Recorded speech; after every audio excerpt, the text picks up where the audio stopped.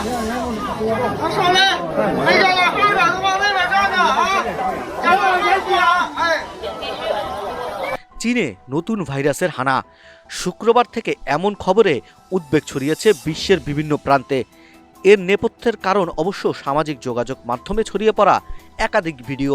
সেই ভিডিওগুলোতে দেখা গিয়েছে চীনের বিভিন্ন হাসপাতালে রোগীদের ভিড়, মুখে মাস্ক পরে চিন্তিত মুখে বসে রয়েছেন রোগীর পরিবারের সদস্য এবং আত্মীয় স্বজন পরিজন।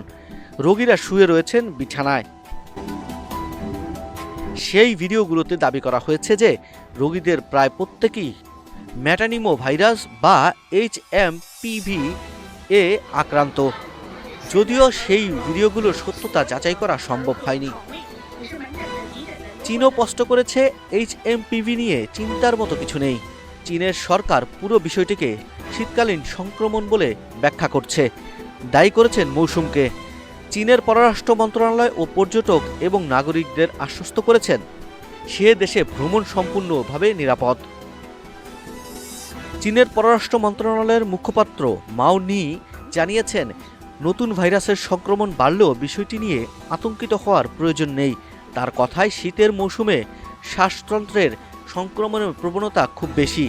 আমি আপনাকে আশ্বস্ত করতে পারি যে সরকার চীনের আগত বিদেশিদের স্বাস্থ্য নিয়ে যত্নশীল। কোভিড-19 ছড়ানোর 5 বছর পরে চীনে ফের নতুন ভাইরাসের সংক্রমণের খবরে আতঙ্ক ছড়িয়েছে গোটা বিশ্বে। এই ভাইরাসের খবর প্রকাশ্যে আসার পর বাংলাদেশেও উদ্বেগ আর উৎকণ্ঠা বাড়ছে। বিশেষজ্ঞদের একাংশের মতে ম্যাটানিমো ভাইরাস নিয়ে উদ্বিগ্ন হওয়ার কিছু নেই। এটি সংক্রমণ কোভিডের মতো ছড়াবে এমন ভেবে আতঙ্কিত হওয়ার কারণ নেই। উল্লেখ্য, HMPVর সংক্রমণ নতুন নয়। সেই ভাইরাস প্রথম শনাক্ত করা হয়েছিল প্রায় 2 দশক আগে, 2001 সালে।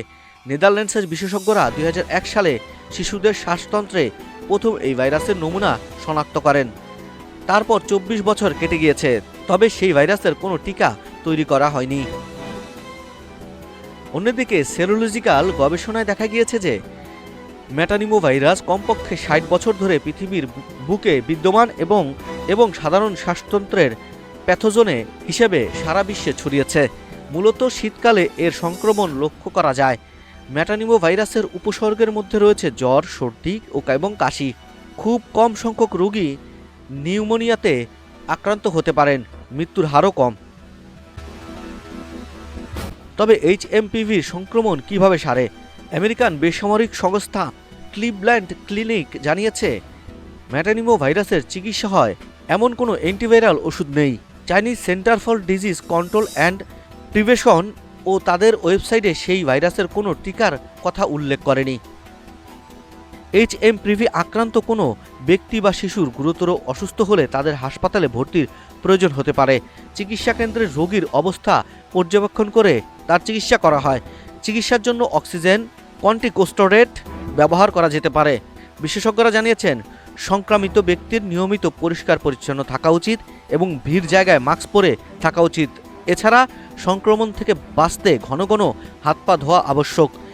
জীবাণু মুক্তিকরণের দিকেও বিশেষ নজর থাকা উচিত। তবে এখন দেখার পালা, আবারও কি কোভিডের মতো মহামারীর আতঙ্ক ছড়াচ্ছে চীনের এই নতুন রোগ।